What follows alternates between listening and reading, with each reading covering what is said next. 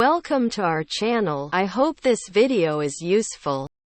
Apakah baik buruknya program makan bergizi gratis? What are the pros and cons of the free nutritious meal program?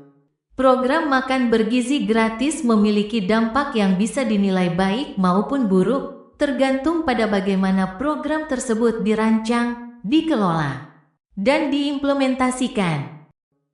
The free nutritious meal program has an impact that can be considered good or bad, depending on how the program is designed, managed, and implemented. Berikut adalah analisis baik dan buruknya. Kebaikan program makan bergizi gratis. Meningkatkan kesehatan dan gizi. Here's an analysis of the pros and cons. Pros of the free nutritious meal program. Improves health and nutrition. Program ini membantu memastikan masyarakat, terutama anak-anak dan kelompok rentan, mendapatkan makanan sehat dan bergizi. This program helps ensure that people, especially children and vulnerable groups, get healthy and nutritious food. Mengurangi masalah kesehatan seperti stunting, anemia, dan malnutrisi. Reduces health problems such as stunting, anemia, and malnutrition. Meningkatkan prestasi akademik dan produktivitas. Anak-anak yang mendapat nutrisi baik cenderung lebih fokus di sekolah, sehingga prestasi mereka meningkat. Improve academic achievement and productivity. Children who receive good nutrition tend to be more focused in school, thus improving their achievement. Masyarakat yang sehat lebih produktif dalam pekerjaan dan aktivitas sehari-hari.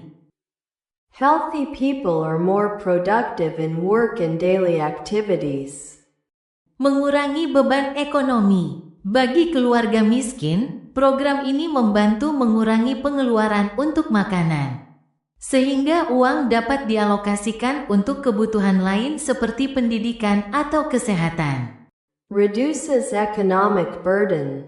For poor families, this program helps reduce spending on food, so that money can be allocated to other needs such as education or health. Mendorong pendidikan gizi. Program ini bisa menjadi sarana edukasi tentang pentingnya pola makan sehat, yang dapat memengaruhi kebiasaan masyarakat dalam jangka panjang. Promotes nutrition education. This program can be a means of education about the importance of a healthy diet, which can influence people's habits in the long term. Mendukung petani lokal. Jika bahan makanan berasal dari petani lokal, program ini dapat memperkuat ekonomi daerah dengan menciptakan pasar yang stabil untuk hasil panen mereka. Supports local farmers. If the food comes from local farmers, the program can strengthen the local economy by creating a stable market for their produce. Keburukan program makan bergizi gratis. Ketergantungan. Jika program tidak dirancang untuk berkelanjutan, masyarakat bisa menjadi terlalu bergantung pada bantuan dan kehilangan motivasi untuk mandiri. Disadvantages of free nutritional meal programs. Dependence. If the program is not designed to be sustainable, communities can become overly dependent on aid and lose motivation to be self-sufficient. Pengelolaan yang buruk. Program ini berisiko menghadapi korupsi atau penyalahgunaan anggaran. Distribusi makanan yang tidak merata atau kualitas makanan yang buruk bisa mengurangi efektivitas program. Poor management. The program is at risk of corruption or misuse of funds. Unequal distribution of food or poor quality food can reduce the effectiveness of the program. Biaya yang tinggi. Program semacam ini membutuhkan anggaran besar yang mungkin menjadi beban bagi pemerintah atau penyelenggara jika tidak dikelola dengan efisien. High cost. Such programs require a large budget, which can be a burden for the government or organizers if not managed efficiently. Masalah logistik dan higienitas, penyimpanan, pengangkutan, dan penyajian makanan memerlukan sistem yang baik. Jika tidak, makanan bisa rusak atau tidak aman untuk dikonsumsi. Logistics and hygiene problems. Food storage, transportation, and serving require a good system. Otherwise, food can be damaged or unsafe to consume. Penerapan yang tidak adil. Jika tidak ada kriteria yang jelas, bisa terjadi ketidakadilan dalam pembagian makanan. Misalnya, kelompok yang tidak membutuhkan juga menerima bantuan. Unfair implementation. If there are no clear criteria, there can be injustice in the distribution of food.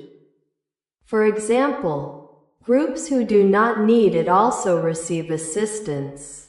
Kurangnya edukasi lanjutan.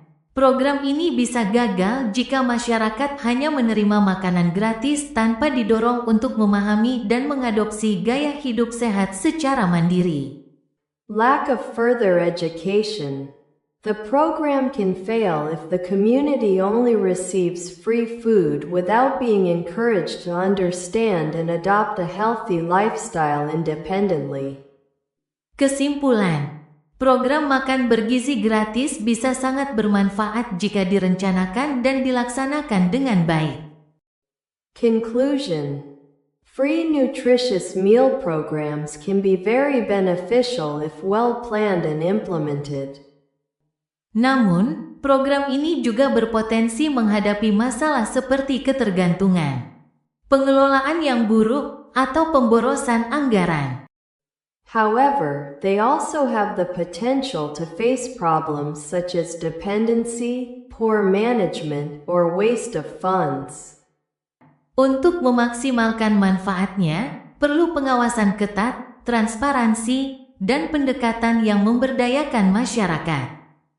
Misalnya dengan memberikan edukasi gizi dan mendukung ekonomi lokal.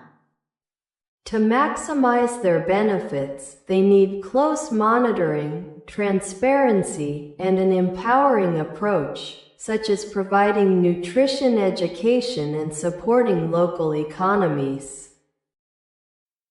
Terima kasih telah menonton video ini. Silahkan klik like dan subscribe untuk menonton video yang lainnya.